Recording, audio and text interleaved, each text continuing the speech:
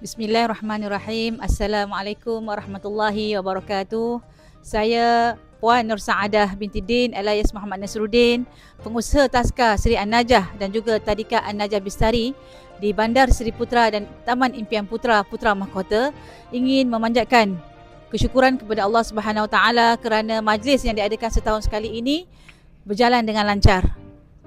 Saya mengucapkan setinggi-tinggi penghargaan kepada barisan cikgu saya yang bertungkus lumus menjayakan program yang gilang gemilang pada hari ini. Tidak lupa juga ibu bapa yang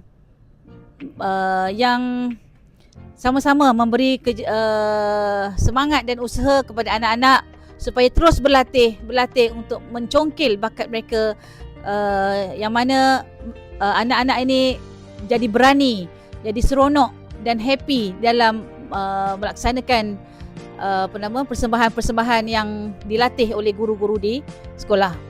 Seterusnya, saya mengharapkan apa yang dibaja dan dibenih sejak kecil ini bukan saja di sekolah, malah di rumah juga saling membina hubungan antara ibu bapa dan pihak sekolah supaya anak-anak ni terus membina generasi yang rabbani demi melihat anak-anak yang dekat dan cintakan kepada Allah Subhanahu Wa Taala.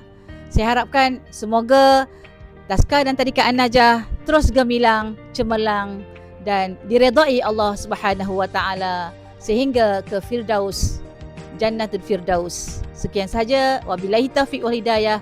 Wassalamualaikum warahmatullahi wabarakatuh.